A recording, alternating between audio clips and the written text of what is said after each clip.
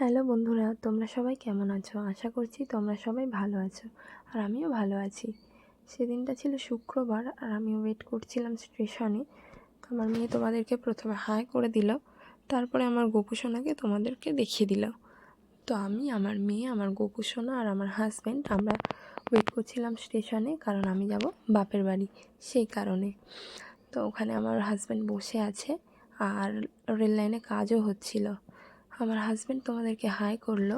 যেহেতু রেল লাইনে কাজ হচ্ছিল সেহেতু অনেক আওয়াজ হচ্ছিল, যে কারণে আমি তখন ভয়েসটা দিতে পারিনি।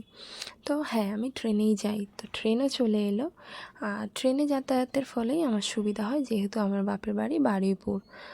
তখন প্রায় 4টে বাজে, আমি বাড়িতে পৌঁছে গেলাম, আর আমি আর আমার মা খাওয়া দাওয়া করছিলাম, কারণ আমার মেয়ের আর আমার হাজব্যান্ডের খাওয়া হয়ে গেছিলো।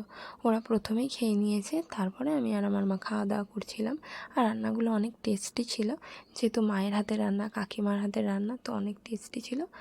তো আমি কি খাচ্ছিলাম সেটাই তখন বলছিলাম, কি আমার মা আমাদের জন্য কি কি রান্না করেছে।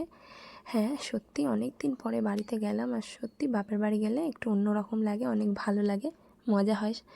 তো চলো দেখে নাও আমার মা আমাদের জন্য কি রান্না করেছে।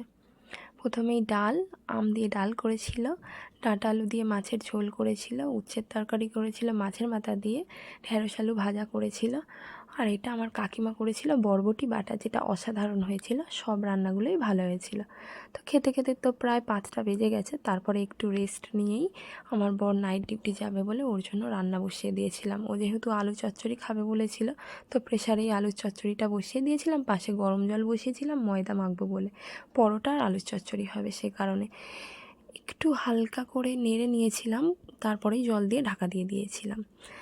তো ব্লগটা ছোটোর মধ্যে করলাম। ব্লগটা এই পর্যন্ত। যদি ভালো লাগে লাইক কমেন্ট শেয়ার করো অবশ্যই আমার পাশে থেকে। Thank you, tata.